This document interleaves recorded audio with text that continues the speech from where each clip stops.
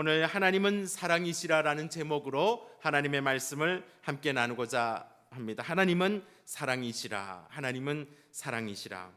오늘 설교의 제목에서 함께 나오고 있는 이 말씀은 하나님은 우리에게 사랑이신 하나님을 우리가 알고 있습니다. 여러분 평상시에 생각하고 또 믿고 있는 하나님은 어떤 하나님이십니까?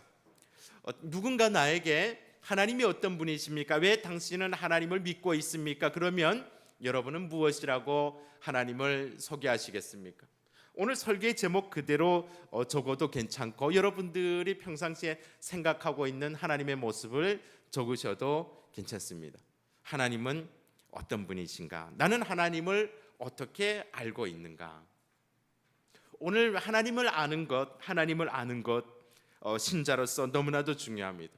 우리는 하나님을 제대로 모르고서는 행복한 신앙생활을 해나갈 수가 없습니다. 우리가 지난 몇 주간 동안 하나님께서 주시는 영생에 대해서 계속해서 살펴보고 있습니다. 하나님은 우리에게 영생을 주시기로 소원하시는 분이죠. 또한 그 영생은 돈이나 공로나 자격으로 얻는 것이 아니라 오직 하나님의 은혜로 얻는 것임을 보게 되었습니다. 그런데 우리가 왜 영생을 선물로 받아야 될까? 우리 지난주 말씀에서도 함께 나누지 않았습니까? 모든 사람은 죄인입니다. 모든 사람이 죄를 범하였음에 하나님의 영광에 이르지 못하였다. 그래서 하나님은 우리에게 영생을 선물로 주셔야 하는 것이죠. 우리는 하나님 앞에서 우리 모두는 이미 죽을 수밖에 없는 이미 죽은 자로 심판을 받은 죄인인 거죠. 그런 죄인에게 하나님께서 영생을 선물로 주시는데, 그렇다면 우리가 잠깐 영생이 무엇인지를 함께 살펴볼 텐데요. 예수님이 말씀하시는 영생이 무엇일까? 우리는 단순히 영원히 사는 것을 영생이라고 생각하기가 쉽습니다. 영생한다고 하는 것은 예수 믿지 않고 죄악 가운데 심판을 받은 사람도 영생하는 거죠. 고통 가운데서 죽음의 형벌 가운데서 영생하는 거죠. 그러면 신자의 영생은 무엇일까? 오늘 요한복음에서 예수님께서 이 영생에 대해서 직접 하신 말씀을 함께 우리 읽어보도록 하겠습니다. 요한복음 17장 3절입니다. 영생은 곧 유일하신 참 하나님과 그가 보내신 자 예수 그리스도를 어떻게 해요? 아는 것이니이다. 그래서 오늘 우리가 하나님이 누구이신가를 아는 것이 너무나도 중요합니다. 영생이 무엇입니까? 누군가 묻는다면 천국에서 영원히 사는 것이기도 하지만 영생은 무엇이냐면 유일하신 참 하나님과 그가 보내신 자 예수 그리스도를 아는 것. 이것은 지식적인 알미 아니죠. 인격적으로 아는 것, 우리를 사랑하시는 하나님을 온전히 아는 것. 이것이 너무나도 중요합니다. 왜 하나님은 우리에게 영생을 주시고자 하는가? 우리는 왜 하나님 앞에서 그 영생을 선물로 받을 수밖에 없는가? 그리고 우리에게 영생을 주시는 하나님, 오늘 우리의 예배를 받으시는 하나님, 오늘 우리에게 성찬의 은혜를 베풀어 주시는 하나님은 어떤 분이신가? 첫 번째로 하나님은 사랑이십니다. 오늘 하나님의 두 가지 모습, 우리가 하나님을 어떻게 다 설명할 수 있을까요? 찬송가의 가사처럼 바다를 먹물 삼고 하늘을 정리 삼아도 하나님의 사랑을 다 기록할 수가 없는 것이죠. 근데 오늘 우리가 이 본문에 따라서 우리가 지금 복음에 대해서 함께 나누고 있는데, 우리가 오늘 깊이 알아야 될 하나님의 두 가지 모습. 제가 조금 급하기도 합니다. 성찬 예식도 진행을 해야 되고 준비한 설교는 오늘따라 왜 이렇게 많은지 모르겠습니다.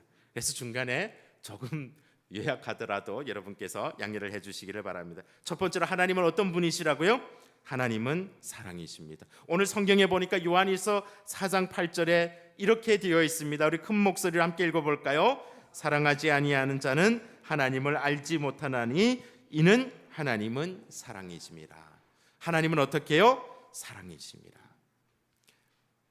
성경 구절 안 읽는 분들이 계셔서 제가 말씀드리는데, 이런 구절을 안 읽으시면 어떤 구절을 읽으시려고 그러십니까? 다시 한번 읽어볼까요? 사랑하지 아니하는 자는 하나님을 알지 못하나니 이는 하나님은 사랑이심이니라. 오늘 우리가 알아야 되는 하나님은 사랑의 하나님이십니다. 우리에게 영생을 선물로 주시는 하나님은 사랑이십니다. 사랑이 많은 정도가 아니라, 그래서 우리가 기도할 때도 그렇게 이야기하죠. 사랑 많으시, 틀린 말은 아닙니다. 그런데 하나님은 성경이 사랑이 많은 정도가 아니라, 부족한 어떤 많음이 아니라 사랑의 본체시고 하나님 자체가 사랑이시라고 이야기하죠. 불쌍히 여기고 동정하는 것 자체가 아니라 죄인을 오래 참으시고 돌이키기를 기다리시고 영원한 생명을 주시기를 원하시는 사랑의 하나님.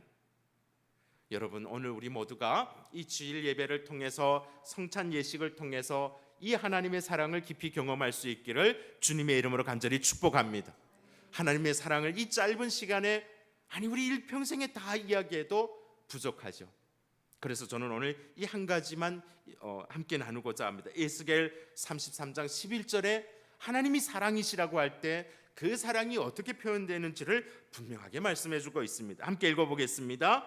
너는 그들에게 말하라. 주 여호와의 말씀이니라. 나의 삶을 두고 맹세하노니 나는 악인이 죽는 것을 기뻐하지 아니하고 악인이 그 길에서 돌이켜 떠나 사는 것을 기뻐하노라. 이스라엘 족속아 돌이키고 돌이키라. 너희 악한 길에서 떠나라. 어찌 죽고자 하느냐 하셨다. 사랑의 하나님은 오늘 우리가 영생에 관련돼서 함께 살펴볼 텐데 죄인이 죽는 것을 기뻐하지 않으시는 하나님이십니다. 죄인이 죽는 것을 기뻐하지 아니하시는 하나님, 이것이 바로 사랑의 하나님의 모습입니다. 오히려 악인이 그 길에서 돌이켜 사는 것을 기뻐하시는 하나님. 왜요? 우리 하나님은 사랑이시기 때문에 그렇습니다. 사랑의 하나님은 죄인이 죽는 것을 기뻐하지 않으십니다. 또한 그 죄인이 돌이키고 돌이켜서 하나님 앞에 나오는 것을 가장 기뻐하시는 사랑의 하나님이십니다. 오늘 이 자리에 있는 우리 모두가 바로 다 그 일의 증인이 아니겠습니까? 하나님이 우리를 사랑하셔서 우리를 그 악한 길에서 돌이키게 하시고, 그리고 우리가 영생 얻는 것을 하나님은 간절히 원하고 또 원하십니다. 왜냐하면 하나님은 사랑이시기 때문에 그렇습니다. 그런데 오늘 우리의 모습을 보십시오. 지난주에 우리가 함께 나누었던 말씀입니다. 에베소서 2장 1절의 말씀을 보니까 우리가 그런 사랑을 받을 만한 자격이 있는 사람인가? 에베소서 2장 1절을 보도록 하겠습니다. 그는 허물과 죄로 죽었던 너희를 살리셨도다. 죽을 수도 있고 잘하면 살 수도 있는 그런 존재가 아니라 우리는 이미 죽었던 존재, 사망에 이른 존재였다고 성경은 이야기하고 있습니다. 그런 우리를 하나님이 사랑하셨다고 성경이 말씀하고 있습니다. 우리에게 어떻게 영생의 선물로 주어질 수 있을까? 우리가 노력했기 때문에, 우리가 살아있기 때문에, 착하게 살았기 때문에가 아니라 에베소서 2장 4절에 무엇이라고 말씀하고 있죠? 긍휼이 풍성하신 하나님이 우리를 사랑하신 그 큰 사랑을 인하여. 하나님의 성품 속에 가운데 이 사랑을 빼고 나면, 그러면 오늘 우리에게 주어진 이 은혜를 설명할 길이 없는 겁니다.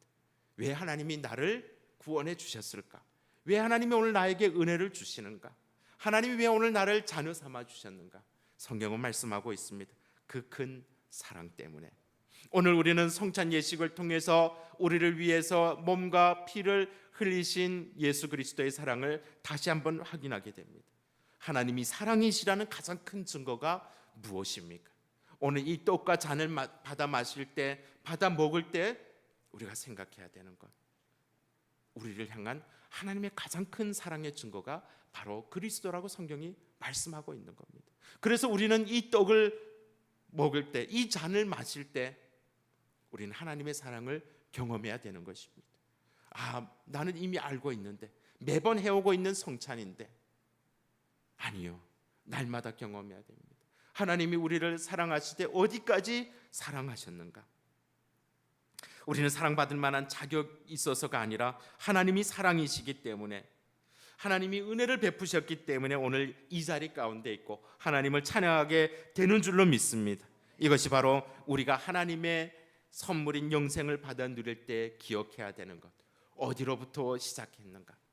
우리가 아직 죄인 되었을 때, 우리가 아직 하나님과 원수 되었을 때에 하나님이 우리를 먼저 찾아오셔서 그 사랑 때문에 우리를 포기하지 않으시고 오늘도 붙들고 계시는 줄로 믿습니다.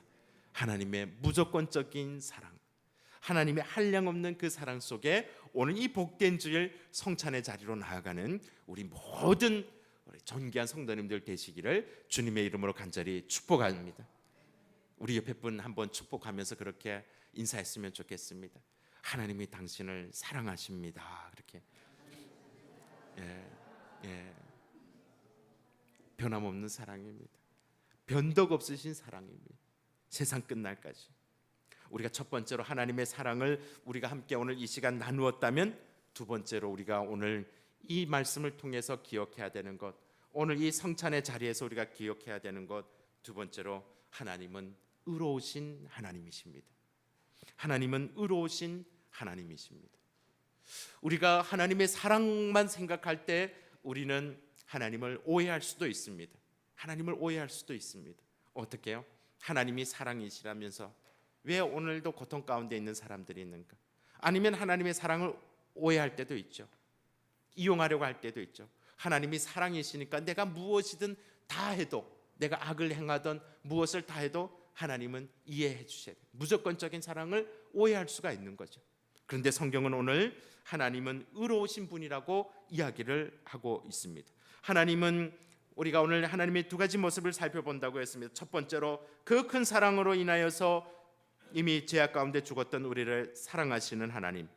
하지만 공의로우신 하나님은, 의로우신 하나님은 그 죄를 심판하시는 하나님이라는 사실입니다. 출애굽기 34장 6절과 7절에 이 하나님의 의로움에 대해서 이렇게 말씀하고 있습니다. 우리 큰 목소리로 한번 읽어보도록 하겠습니다. 여호와께서 그의 앞으로 지나가시며 선포하시되,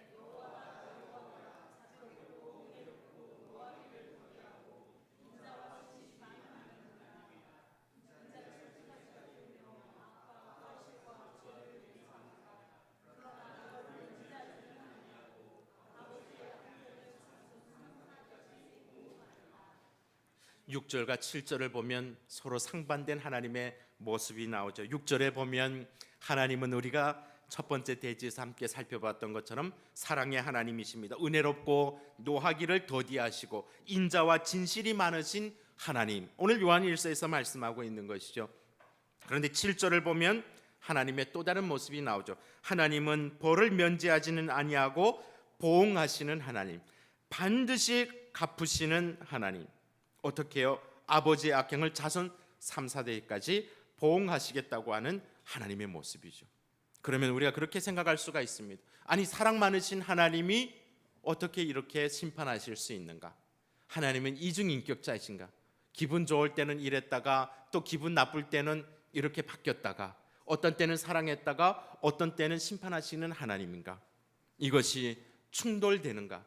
전혀 그렇지 않습니다. 하이델베르크, 우리가 잘 활용하고 있는 신앙 고백서인 하이델베르크 요리 문답 11문에 이렇게 이 문제에 대해서 잘 설명을 하고 있습니다. 하나님은 또한 자비로운 분이 아니십니까? 그렇게 질문에 이렇게 답을 합니다. 하나님은 참으로 자비로우십니다. 그러나 또한 의로우십니다. 그러므로 하나님의 의는 지극히 높으신 하나님의 위엄을 거슬러 지은 죄가 반드시 벌을 받되 몸과 영혼에 대한 가장 무거운 형벌, 곧 영원한 형벌을 받아야 한다고 요구합니다.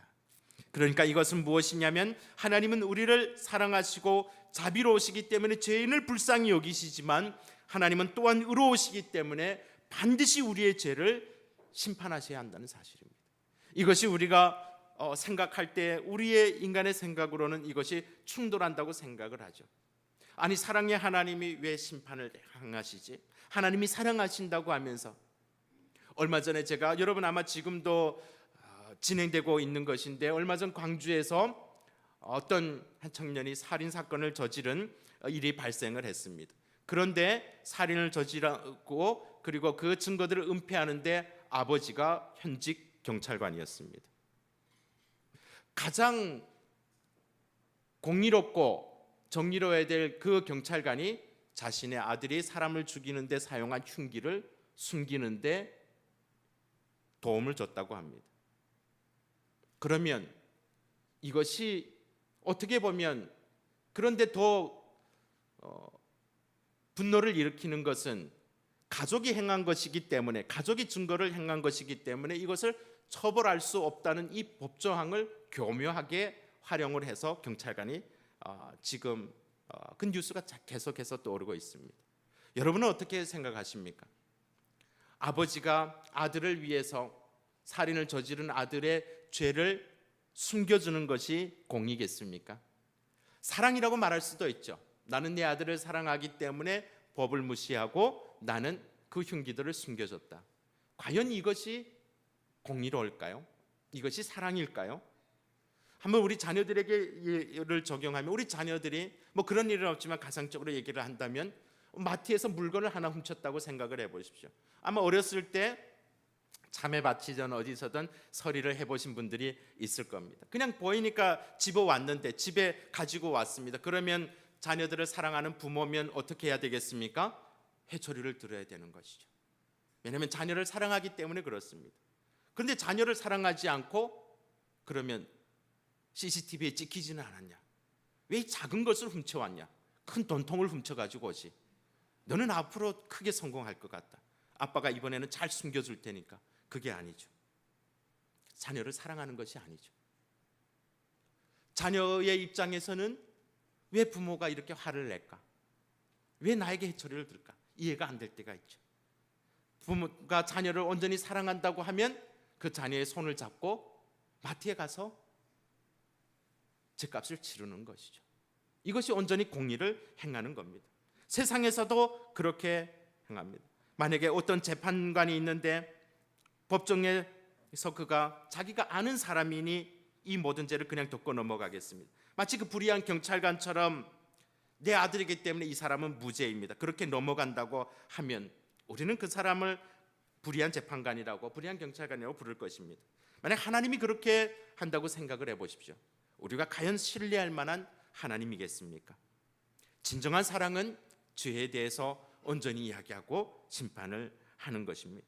하나님은 우리를 사랑하시기 때문에 우리를 벌하시는 것을 기쁘게 여기지 않으시지만, 하나님은 또한 의로우시기 때문에 우리의 죄의 문제를 반드시 심판하셔야 합니다. 이 죄의 문제를 온전히 해결하지 않고는 하나님이 주시는 영생을, 하나님이 주시는 사랑을 온전히 경험할 수가 없는 것이죠. 오늘 저는 이 한 가지 이야기를 통해서 여러분에게 이 하나님의 사랑과 이 하나님의 공의, 서로 충돌되지 않는 이 사랑과 공의에 대해서 설명을 하고자 합니다. 전쟁 중인 어떤 한 나라에서 식량이 부족한데 식량이 자꾸 도난당하는 사건이 일어났다고 합니다. 그러자 이 군대를 지휘하고 있는 사령관이 그렇게 포고를 내리는 거죠. 누구든지 식량을 훔치게 되면 엄하게 벌을 할 것이다. 채찍질을 할 것이다. 그렇게 했는데도 식량이 계속해서 도난당하고, 그러던 어느 날 식량을 훔쳐간 범인을 잡고 봤더니 다름 아닌 자신의 어머니였습니다. 이 사령관은 깊이 고민에 빠지게 되죠. 원칙대로 행하면 어머니를 채찍질하고 벌을 가해야 되지만, 그렇지만 연로하신 어머니가 죽을 수도 있는 거죠. 하지만 그렇게 넘어간다고 하면 자신이 세운 법과 공의가 무너지게 되는 것이죠.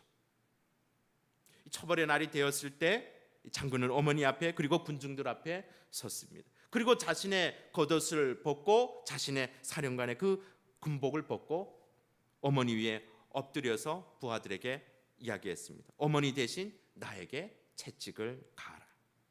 그렇게 장군은 어머니 대신 자기가 채찍을 맞았습니다. 그 자리에서 어머니를 향한 사랑도 지켰고 죄를 버려야 하는 공의도 세워졌다는 이야기입니다.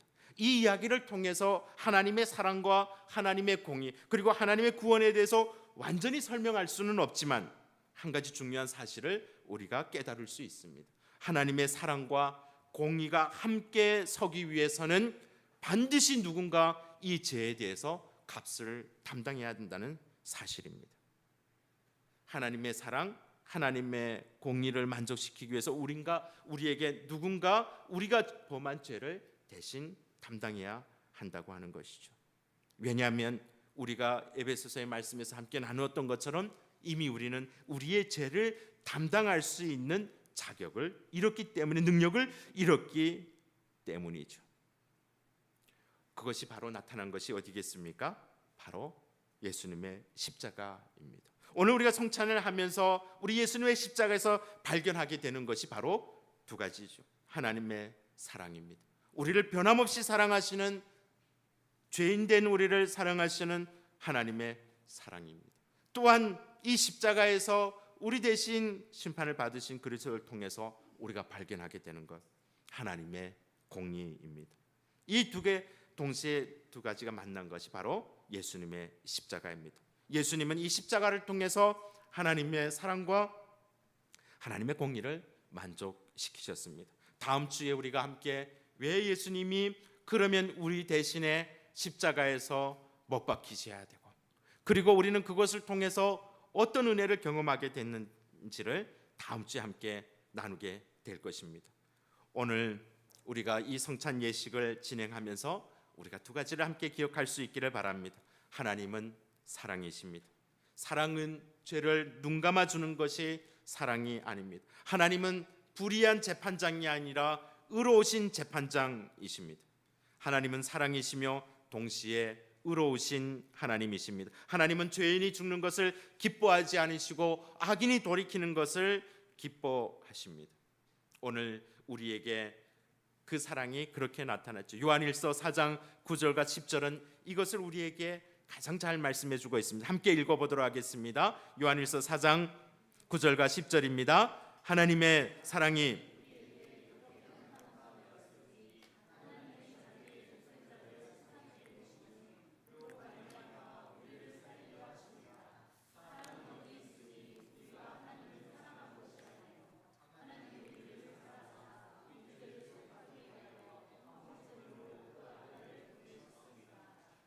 오늘 우리가 함께 하나님의 사랑에 대해서, 그리고 왜 하나님은 자신의 사랑하시는 그 아들을 내어주실 수밖에 없었는가, 이것을 우리가 함께 바라보게 됩니다. 하나님의 사랑과 그 공의. 하나님의 사랑은 죄인을 살리시고 하나님의 공의는 죄를 가볍게 여기지 않습니다. 그것이 바로 예수님의 십자가. 오늘 이 성찬의 떡과 잔을 나눌 때 이 은혜를 다시 붙들고 나아가는 우리 모두가 되기를 주님의 이름으로 간절히 축복합니다. 오늘 이 시간 함께 우리 성찬의 자리로 나아갈 때요, 함께 찬송을 우리가 함께 하고자 합니다. 찬송가 우리 앞에 화면을 보여주시고요, 우리 찬양팀도 함께 찬양할 때 아무 흠도 없고 거룩거룩하신 주 하나님 어린 양 6절까지의 찬양인데요, 오늘 제가 성찬 예식에 앞서서 크게 설명을 하지 않을 것입니다. 왜냐하면 이 찬송가가 오늘 왜 우리에게 성찬이 필요한지, 어떻게 우리에게 이 성찬의 은혜가 주어졌는지를 너무나도 잘 말씀하고 있는 내용이기 때문에 그렇습니다. 이 찬양을 함께 한 후에 우리 앞에 성경 구절이 나올 겁니다. 분병하고 분잔할 때 앞에 성경 구절이 나올 것입니다. 여러분께서 함께 보시면서 말씀을 묵상하시면서 함께 은혜를 나누시기를 바랍니다. 함께 찬양하겠습니다.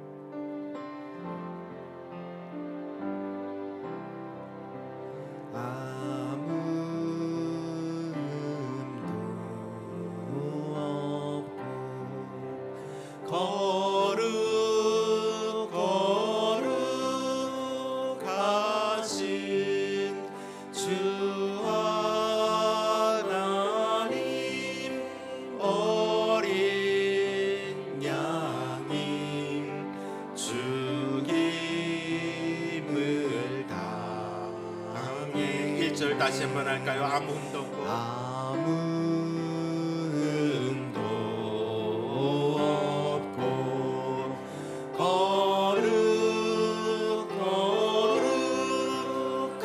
거룩하신 주 하나님 어린 양이 죽임을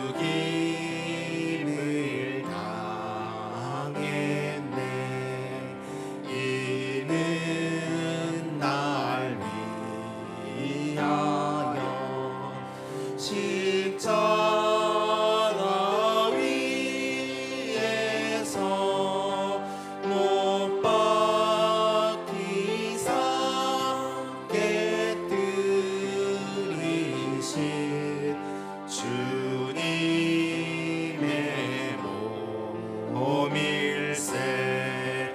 이는 날 위하여 형벌을 받으사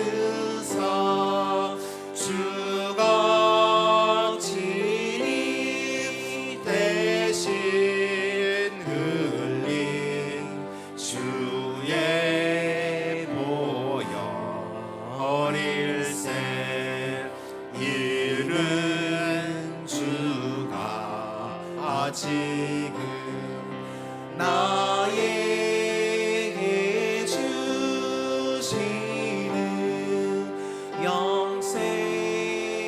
영생하는 양식이요 마시는 잔일세 심히 사모하는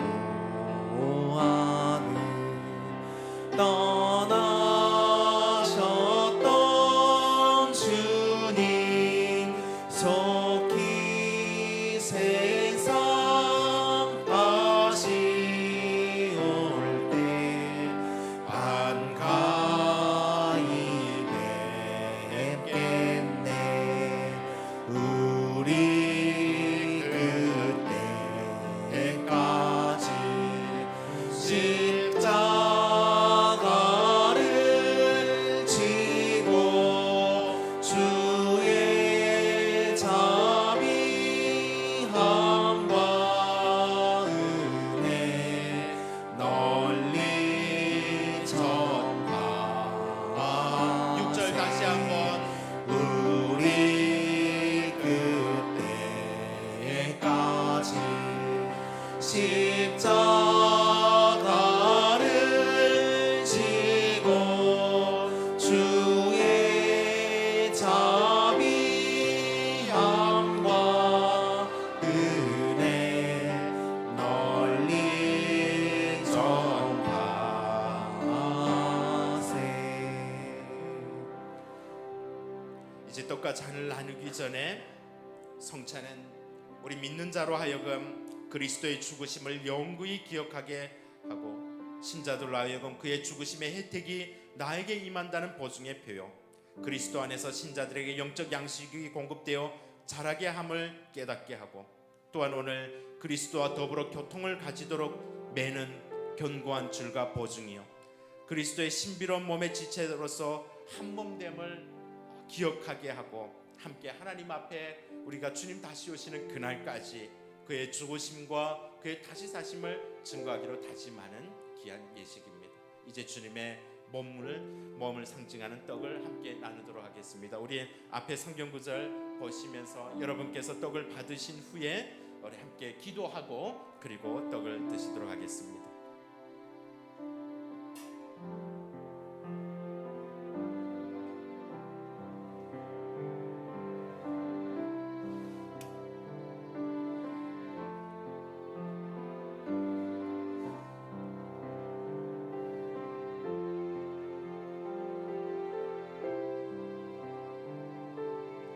떡을 받으신 분들은 말씀을 묵상하시면서 우리를 향한 하나님의 사랑과 또한 하나님의 그 은혜를 기억하며 기도로 묵상하면서 기도하며 다 함께 받은 후에 떡을 함께 드리도록 하겠습니다.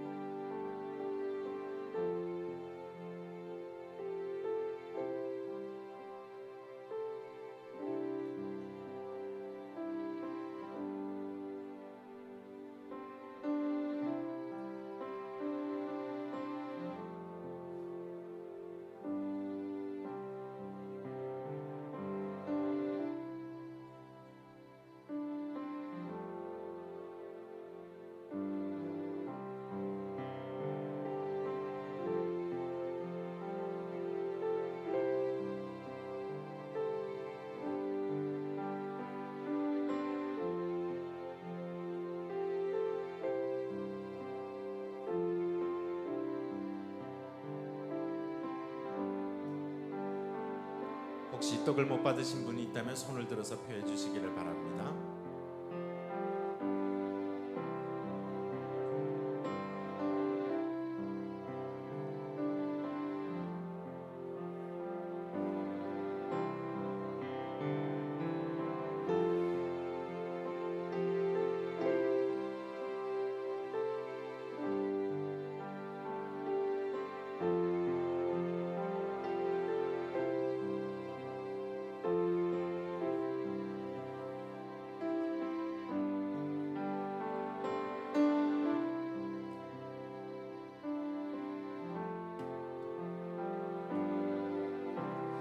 기도하겠습니다. 하나님 아버지, 우리 주님의 몸을 상징하는 이 떡을 우리 모든 성도가 함께 나눕니다.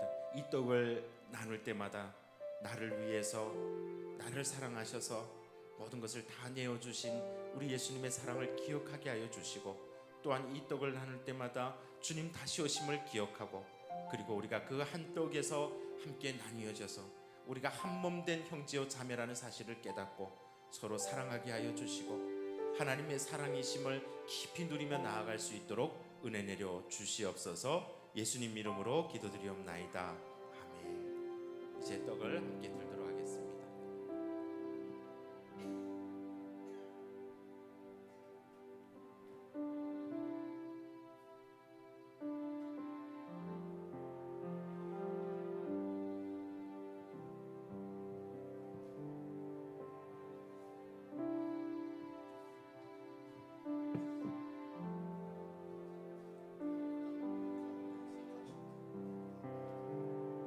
이제 우리 주님의 보혈을 상징하는 잔을 함께 나누도록 하겠습니다. 주님은 떡을 떼신 후에 잔도 나누어 주시면서 이것은 너희를 위하여 흘리는 곧 나의 피, 곧 언약의 피라고 말씀하셨습니다.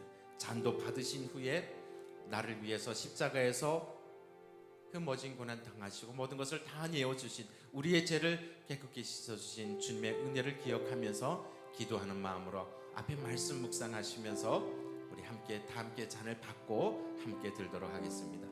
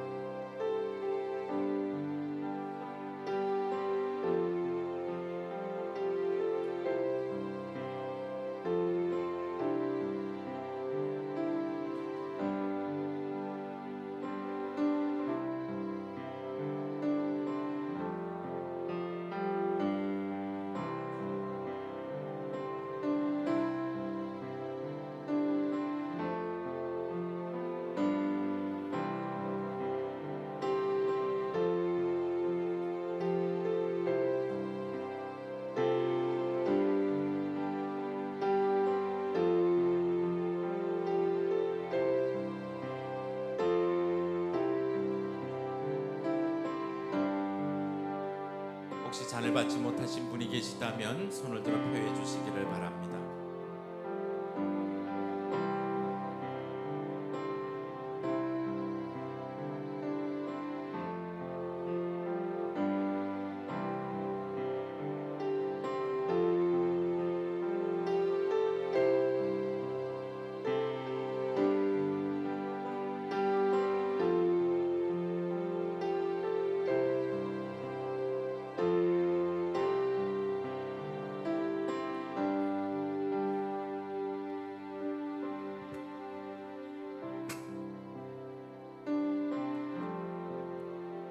이제 기도하겠습니다. 하나님 아버지, 이제 주님의 보혈을 상징하는 아버지 하나님, 이 잔을 함께 나눕니다.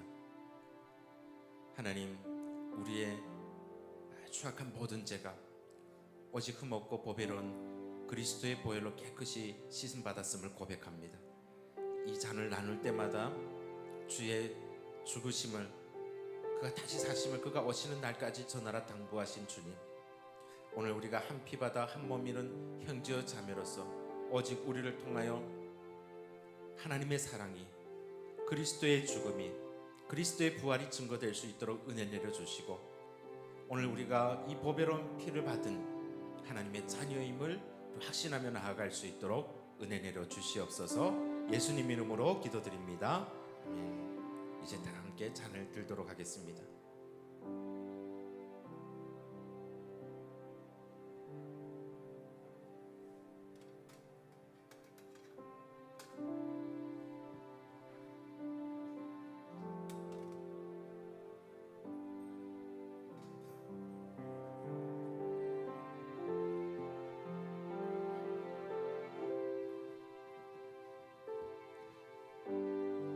잔은 우리 수고하시는 분들에게 잔을 주시기를 바랍니다.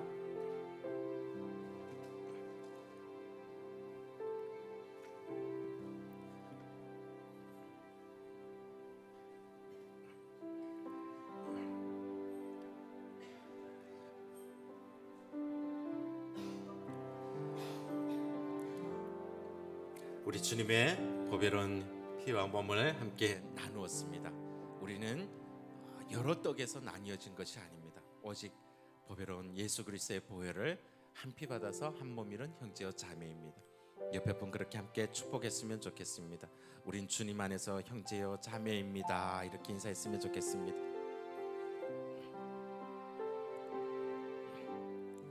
이 시간 우리 함께 들은 말씀 생각하시면서 우리 함께 마지막 찬양할 텐데, 그 자리에서 다 함께 일어나셔서 나의 힘이 되신 여호와여, 우리 찬양 우리 함께 하면서 우리 성찬의 은혜를 누리고 예수 그리스도의 보혈의 능력으로 살아가는 하나님의 자녀 되게 하여 주시옵소서.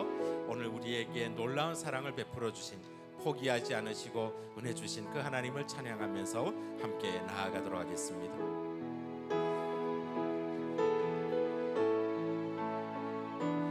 나의 힘이 되신 여호와여, 내가 주님을 사랑합니다. 주는 나의 반석이시며 나의 요 우리 다시 한번 우리 고백하며 나아가겠습니다. 나의 힘이 되신 여호와여, 우리 고백할까요? 내가 주님을 사랑합니다. 주는 나의 반석이시며 나의 요새지라.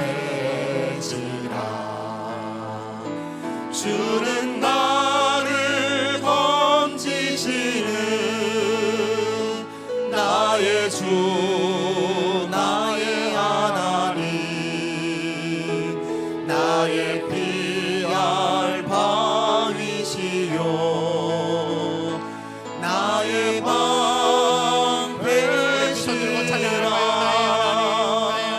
나의 하나님, 나의 하나님,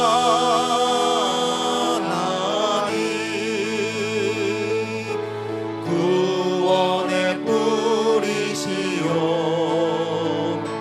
나의 산성이라. 나의 하나님, 나의 하나님,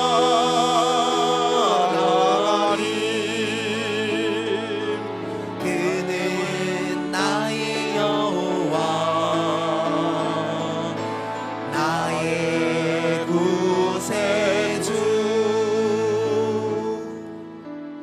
하나님 아버지, 우리 이 말씀 통하여서 우리가 얼마나 큰 사랑 받은 자인지를, 그리고 우리가 여전히 얼마나 큰 사랑 속에 살아가는지를 깨닫고, 또한 오늘 이 성찬의 은혜를 누리면서